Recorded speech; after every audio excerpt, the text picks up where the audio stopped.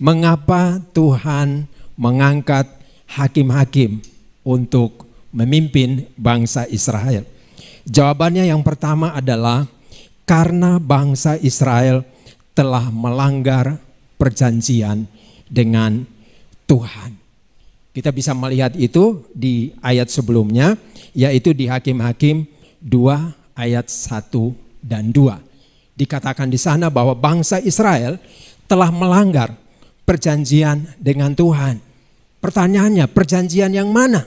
Ya, perjanjian yang mereka ikrarkan saat pembaruan perjanjian di Sikem.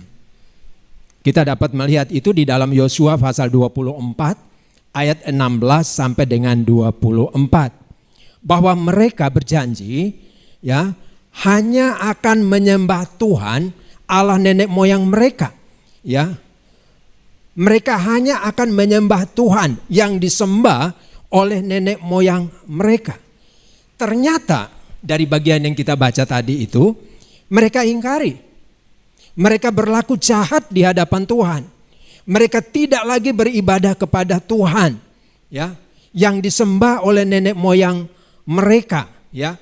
Tapi mereka justru, ya, menyembah Baal, menyembah Allah bangsa-bangsa lain, ya. Ayat 11 sampai dengan ayat yang ke-13 dari bacaan tadi mengatakan, lalu orang Israel melakukan apa yang jahat di mata Tuhan. Dan mereka beribadah kepada Baal. Mereka meninggalkan Tuhan, Allah nenek moyang mereka yang telah membawa mereka keluar dari tanah Mesir. Lalu mengikuti Allah lain dari antara Allah bangsa-bangsa di sekeliling mereka.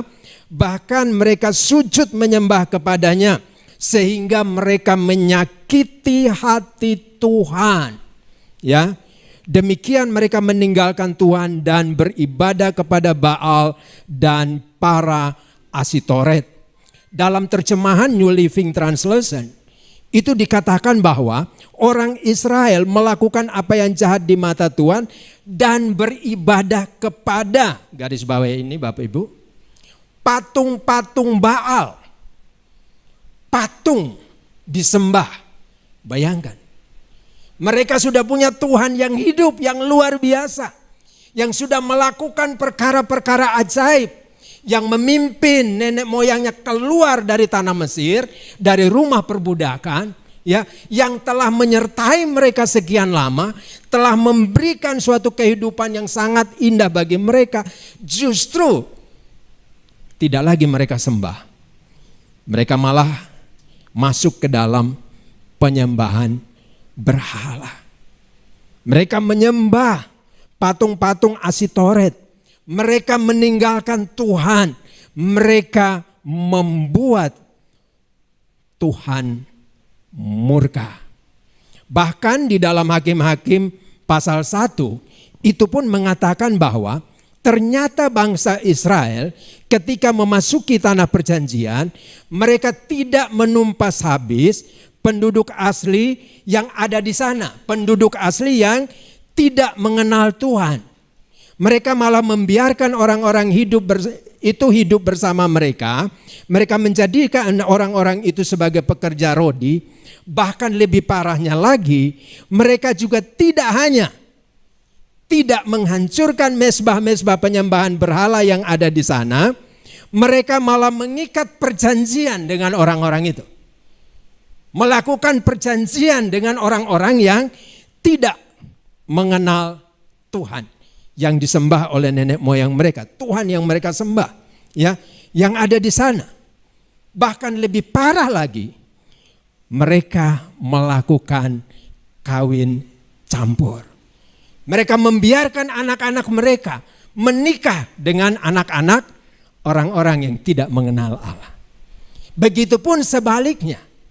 Itulah yang terjadi dalam kehidupan bangsa Israel pada zaman itu. Alasan yang kedua, mengapa Tuhan mengangkat hakim-hakim untuk bangsa Israel? Karena Tuhan itu berbelas kasih kepada bangsa Israel. Ya, Tuhan mengangkat hakim-hakim untuk menyelamatkan mereka dari musuh-musuh yang menindas mereka. Karena Tuhan mengasihi mereka. Bahkan dalam terjemahan New Revised Standard Version itu mengatakan bahwa tidak hanya menindas mereka, tapi lebih parah lagi, justru menganiaya mereka. Mereka sedang ada di dalam situasi yang sangat-sangat tidak menyenangkan. Mereka sedang ada di dalam penderitaan yang luar biasa. Mereka tidak saja ditindas tapi dianiaya. Dan Tuhan berbelas kasih dengan mereka. Tuhan mengutus hakim-hakim mewakili dirinya untuk menyelamatkan bangsa Israel dari penindasan dan penganiayaan bangsa-bangsa yang tidak mengenal Tuhan.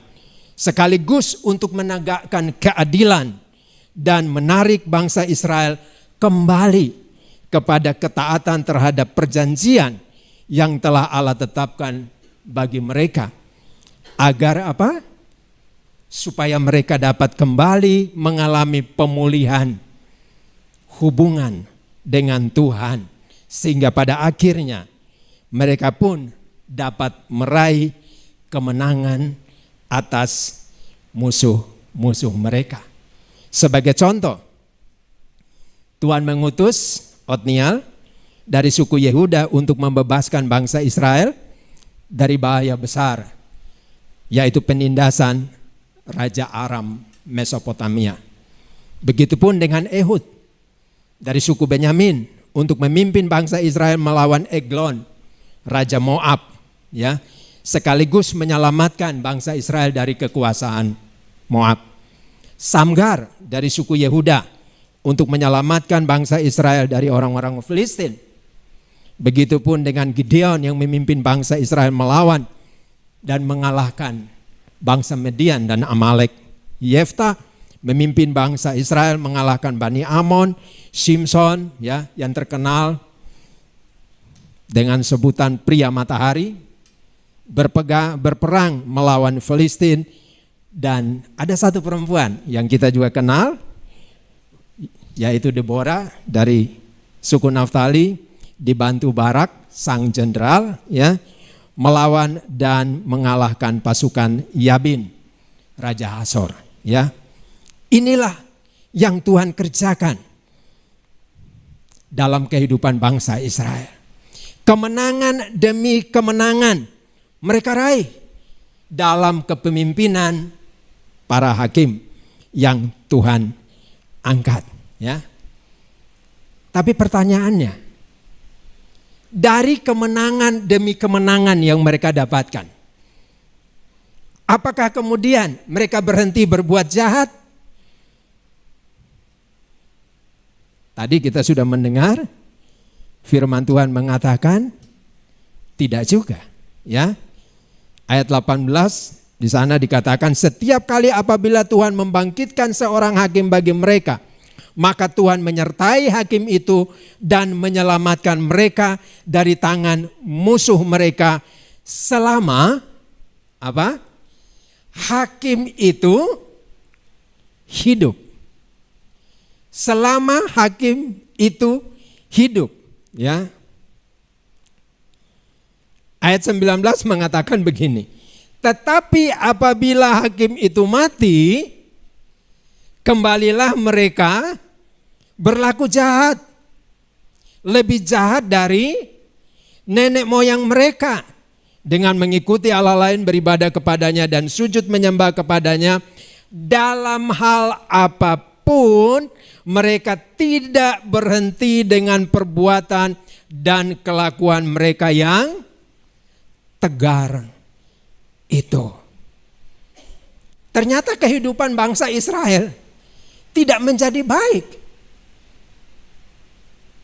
Padahal Tuhan sudah menolong mereka melalui para hakim yang Tuhan utus.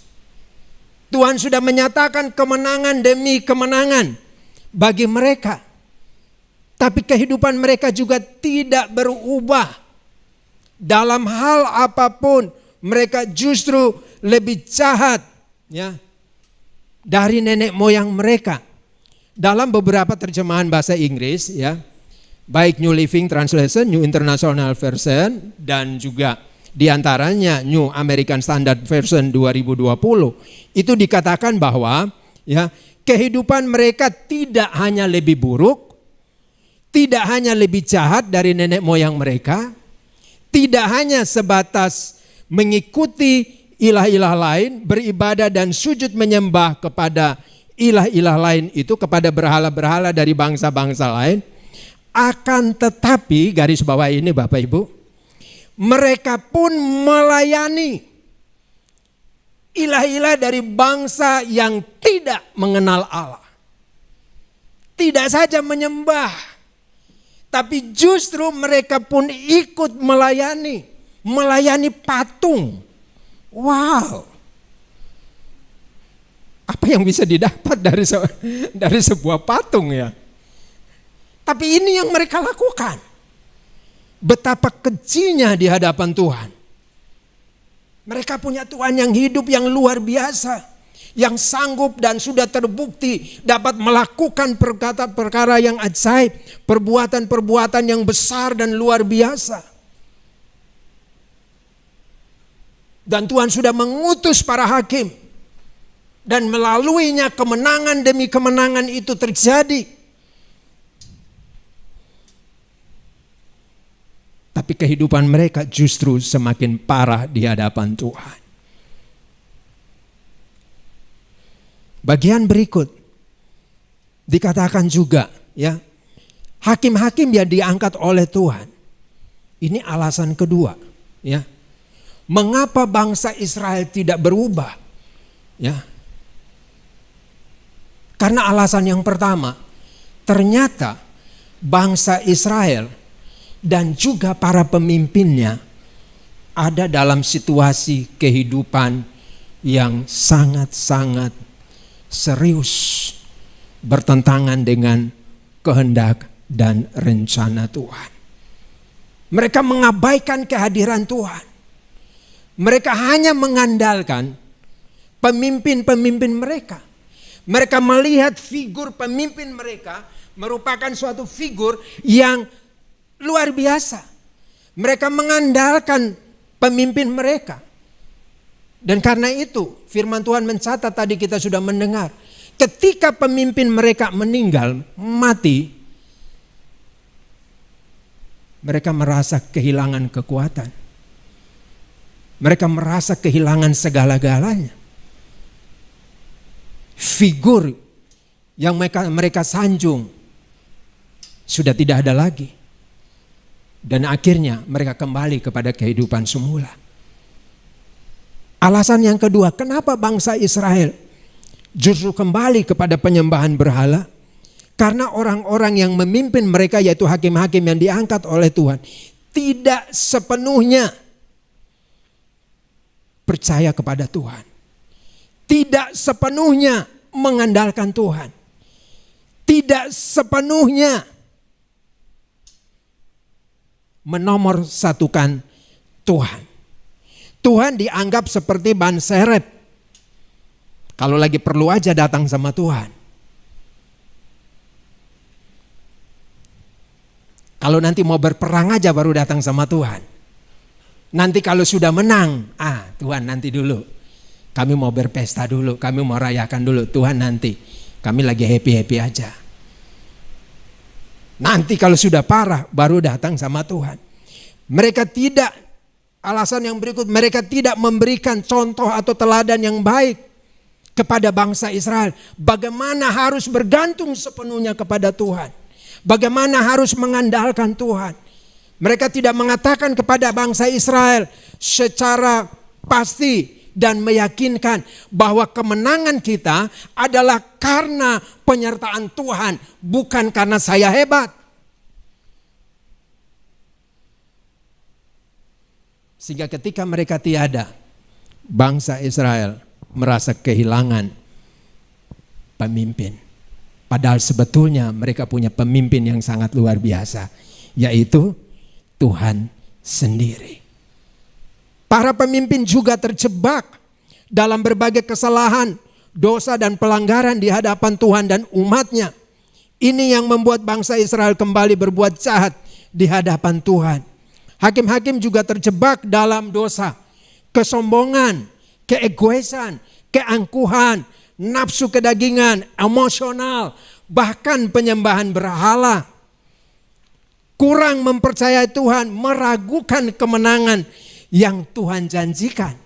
Sebagai contoh, Bapak Ibu Saudara yang dikasihi Tuhan, Deborah yang kita kenal sangat luar biasa. Yang awalnya merasa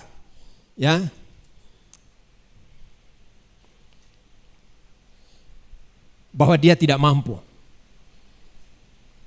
Tapi dengan kedekatannya dengan Tuhan, dengan imannya yang sangat luar biasa di hadapan Tuhan, sebagai landasan kepemimpinannya yang bijaksana penuh hikmat, berani dan sangat meyakinkan, juga terjebak dalam dosa, kesombongan dan keangkuhan dengan menyebut dirinya dengan bangga, saya ibu bagi bangsa Israel.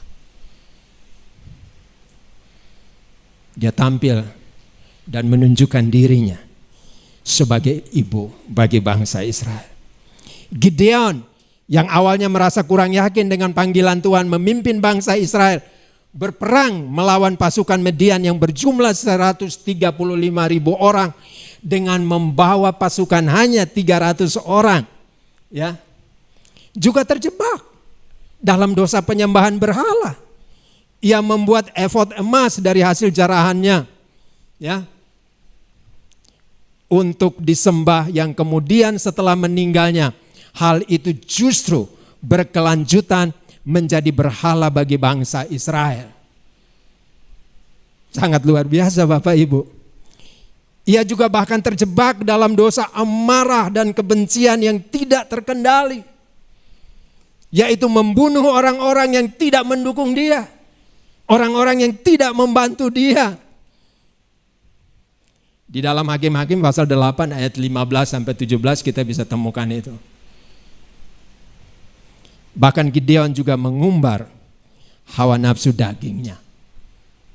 Hakim-Hakim 8 ayat 30 dan 31. Yefta juga demikian. Yefta yang sangat terkenal dengan keputusannya yang begitu heroik, terlalu berani karena meragukan janji kemenangan dari Tuhan atas Bani Amon, juga terjebak dalam dosa ucapan bibir. Pengambilan keputusannya yang tidak didasarkan pada kehendak dan rencana Tuhan, yaitu mengangkat Nasar di hadapan Tuhan. Bahkan dia juga bersoal jawab dengan Tuhan kurang lebih 3 kali karena dia tidak yakin dengan janji kemenangan yang Tuhan berikan, yang Tuhan janjikan, justru mengantarkannya pada konsekuensi yang begitu serius dan tragis. Yaitu apa Bapak Ibu? Mengorbankan anak satu-satunya, putrinya, sebagai korban bagi Tuhan. Karena dia sudah berjanji, Tuhan, kalau nanti saya menang, saya pulang, siapapun, apapun yang pertama kali keluar dari pintu rumah saya, akan saya persembahkan kepada Tuhan. Itu nasarnya, itu janjinya. Dan ternyata pada saat dia pulang, anak perempuan satu-satunya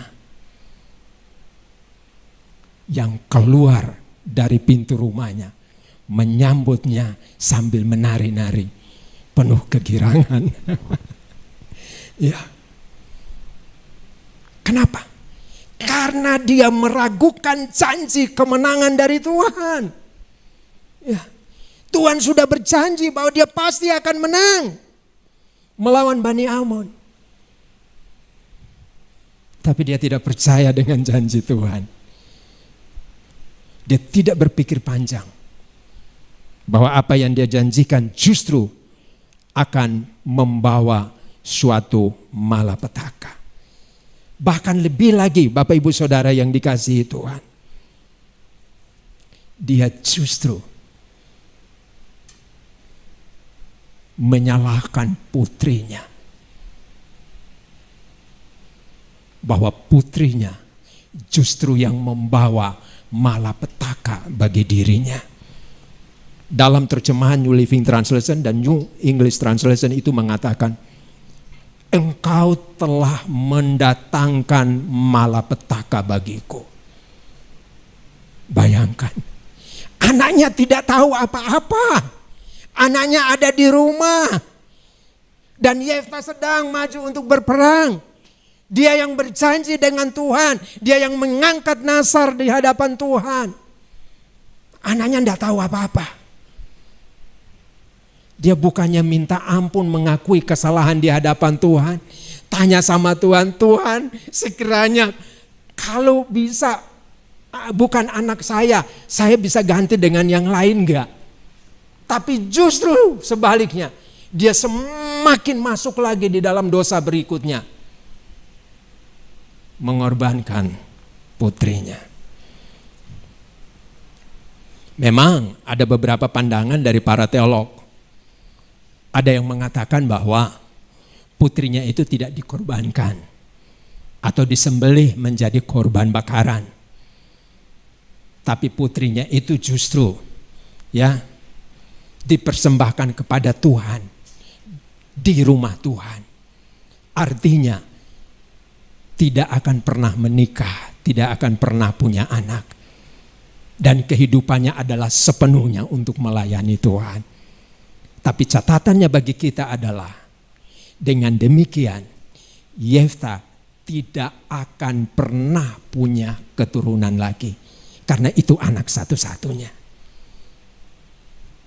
Konsekuensi begitu serius Bapak Ibu, bukan? Hati-hati dengan dosa ucapan bibir yang sia-sia. Yang berikut Simson, ya. Tadi pagi sudah dibahas juga cukup banyak, ya. Simson yang kita kenal dengan beberapa keunikannya, di antaranya status kenasirannya, kekuatan dan keberaniannya yang super, bergulat melawan singa, mengalahkan pasukan musuh dengan tulang rahang keledai, merobohkan bangunan raksasa, merobohkan pilar-pilar kuil dewa Dagon Filistin. Juga justru terjebak dan jatuh dalam dosa yang begitu serius di hadapan Tuhan. Di antaranya, dia tidak mampu mengendalikan dirinya dari hawa nafsunya, sehingga dengan mudahnya dia jatuh dalam pelukan Delila, seorang perempuan Filistin dari bangsa yang tidak mengenal Tuhan, yang justru membawanya pada kehancuran. Ia tidak mampu mengalahkan musuh terbesar dalam dirinya, yaitu kedagingan dan hawa nafsu duniawi yang menghampiri dia. Simson juga tidak menghiraukan status kenasirannya, sehingga ia berbuat semaunya sendiri dengan membiarkan Delila mengetahui rahasia kekuatannya sendiri. Cinta membuat Simson lupa dengan Tuhan. Ya, ia tidak menomorsatukan Tuhan. Ia memposisikan kemauannya, keinginannya sebagai yang terutama dibanding yang Tuhan mau. Ia lebih memilih untuk tidak kehilangan Delila, seorang yang datang dari bangsa yang tidak mengenal Tuhan, daripada mempertahankan kenasirannya di hadapan Tuhan. Wow. Cinta merubah kehidupan Simson yang luar biasa menjadi kehidupan yang sangat-sangat menyedihkan. Sampai di akhir hidupnya, matanya dicongkel dan dia mati bersama-sama dengan Filistin. Bapak, Ibu, Saudara yang dikasihi Tuhan. Lalu bagaimana dengan kita? Perlu kita sadari bahwa siapapun kita, tua, muda, besar, kecil, sebagai orang-orang yang percaya kepada Tuhan, sadari bahwa Tuhan telah memilih dan menetapkan setiap kita menjadi pemimpin di tengah-tengah dunia ini.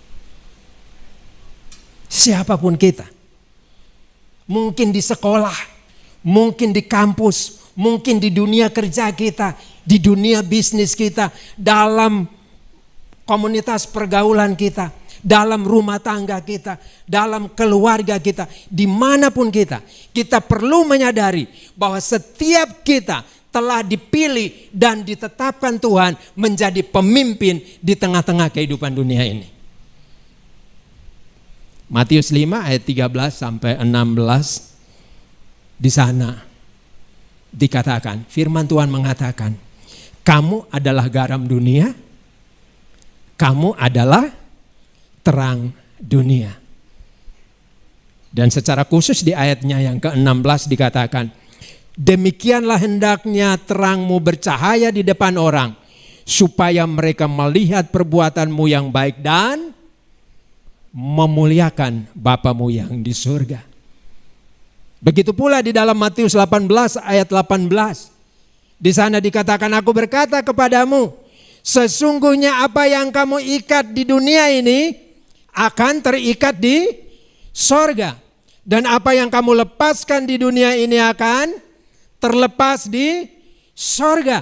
Ini berbicara juga tentang tanggung jawab, otoritas, dan kuasa yang diberikan kepada setiap orang percaya sebagai pemimpin. Dan karena itu Bapak Ibu Saudara yang dikasihi Tuhan, sadarilah, siapapun kita, saya ingin katakan bahwa sebagai orang-orang yang percaya kepada Tuhan, Tuhan juga telah memilih dan menetapkan kita, mengangkat kita sebagai pemimpin di setiap lembaran hidup kita. Dan sebagai pemimpin, seharusnya kita dapat memberi pengaruh, energi positif, ya, yang bermanfaat bagi mereka yang kita pimpin.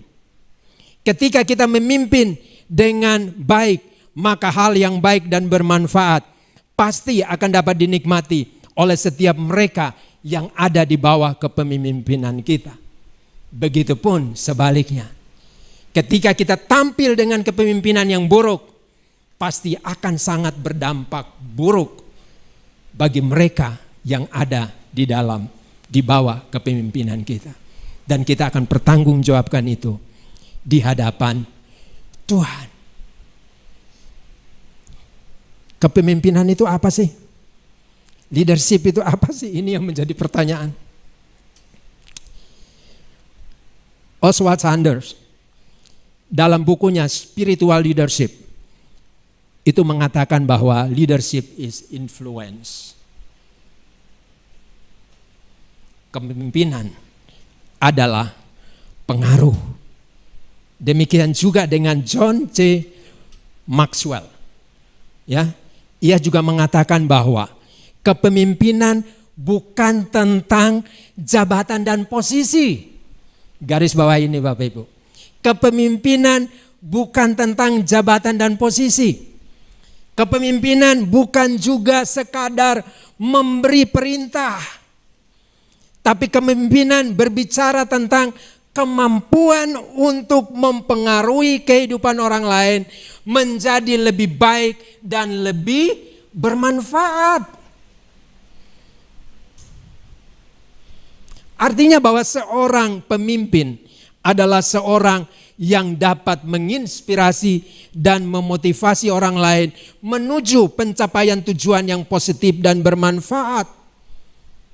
Dan karena itu dapat saya simpulkan bahwa Christian leadership seharusnya adalah suatu model dan gaya kepemimpinan yang didasarkan pada kepemimpinan Kristus yang penuh integritas, berdedikasi, tidak mementingkan diri sendiri, menghargai dan mengutamakan orang lain, visioner, rendah hati, dan disertai prinsip, garis bawah ini Bapak Ibu, prinsip melayani dan bukan dilayani.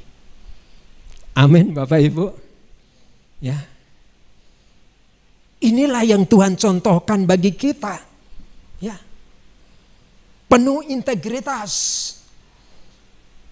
berdedikasi, pengabdian yang tinggi, tidak mementingkan diri sendiri, menghargai dan mengutamakan orang lain, memposisikan orang lain lebih utama daripada diri sendiri, tidak mementingkan diri sendiri, menghargai dan mengutamakan orang lain, visioner, rendah hati. Dan di dalamnya semuanya dibungkus dengan satu prinsip, melayani dan bukan dilayani. Bagaimana dengan kita Bapak Ibu Saudara yang dikasihi Tuhan? Kita sedang ada di posisi yang mana?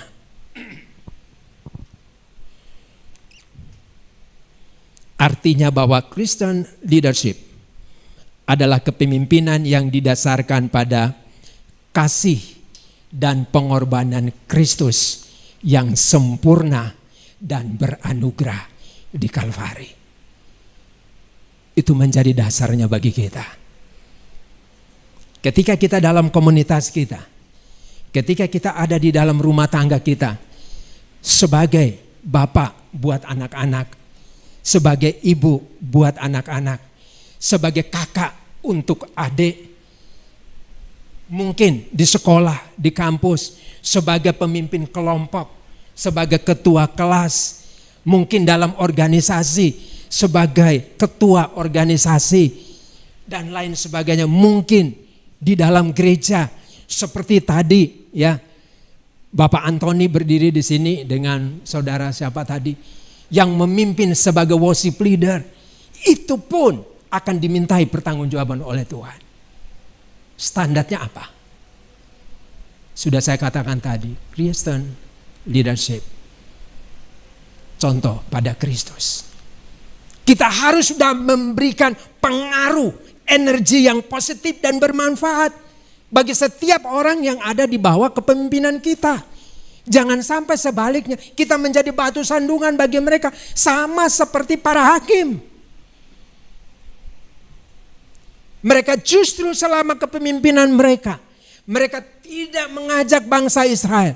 Di saat mereka berperang, berhasil menang melawan musuh-musuh mereka, mereka tidak mengajak bangsa Israel untuk memandang kepada Tuhan, sang pemberi kemenangan yang sejati. Tapi mungkin mereka mengajak bangsa Israel melihat dirinya. Saya.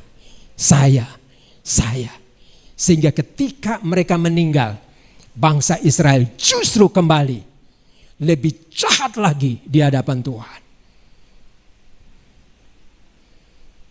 Bapak Ibu, saudara yang dikasihi Tuhan, ini cukup serius untuk kita renungkan. Amin. Jangan pernah mengatakan saya masih kecil, saya masih sekolah, nggak ada hubungannya Pak. No. Hendak siapapun kita sebagai orang-orang percaya, Tuhan mengatakan kamu adalah garam dunia, kamu adalah terang dunia. Amin. Kehidupanmu harus berdampak bagi dunia ini. Dunia ini sedang berjalan menuju kepada kebinasaan. Dunia ini sebentar lagi akan hancur karena ketidakpercayaan mereka kepada Kristus, sang pemberi kehidupan yang sejati. Dan Tuhan memposisikan kita ada di tengah-tengah kehidupan mereka yang sedang menuju kepada kebinasaan. Sudah berapa kali kita berdoa untuk teman-teman kita, saudara kita, keluarga kita yang sedang berjalan menuju kebinasaan, supaya Tuhan beranugerah bagi mereka. Mereka pun dapat dijangkau oleh kasih karunia Tuhan yang menyelamatkan. Sama seperti Tuhan telah menjangkau dan menyelamatkan kita dengan sempurna. Sudah berapa kali kita mengunjungi mereka dan mengatakan kepada mereka, "Hello bro, Tuhan mengasihi engkau." Sudah berapa kali kita berjabat tangan dengan mereka dan mengatakan kepada mereka, "Aku mengasihi engkau dengan kasih Kristus yang sejati." Atau justru kita hanya menolong mereka seperti biasanya orang-orang di luar sana menolong mereka, masuk dalam kehidupan mereka, tapi tidak memimpin mereka untuk datang kepada kehidupan yang sejati di dalam Kristus. Saya mau katakan, kalau ini tidak kita lakukan, maka kepemimpinan kita tidak ada bedanya dengan kepemimpinan orang-orang dunia. Christian leadership adalah kepemimpinan yang berdampak, yang membawa kepada kehidupan yang memuliakan Tuhan. Kiranya Tuhan menolong kita semua. Amin. Tuhan Yesus memberkati. Mari kita satu dalam doa. Bapa Surgawi, Bapa di dalam Kristus Yesus Tuhan, terima kasih untuk anugerah-Mu bagi kami. Sore hari ini Engkau kembali mengajak kami, menyadarkan kami siapakah kami yang sesungguhnya. Melalui kisah hakim-hakim, kami boleh belajar untuk tidak menjadi pemimpin yang mudah dipengaruhi oleh semua kenikmatan dunia ini. Kesombongan, keangkuhan, keserakahan, kedagingan, hawa nafsu, bahkan ketidakpercayaan kepada intervensi kuasa-Mu atas kami, ketidakpercayaan kepada Engkau. Tuhan, tolong kami. Melalui firman-Mu kami sudah diingatkan. Kami mohon pertolongan Allah Roh Kudus dalam nama Tuhan Yesus. Tolong kami ya Roh Kudus, mampukan kami untuk menjadi seperti yang Tuhan mau, bukan yang kami mau. Di dalam Kristus Yesus Tuhan, kami berdoa dan kami bersyukur. Amin. Tuhan Yesus memberkati kita semua.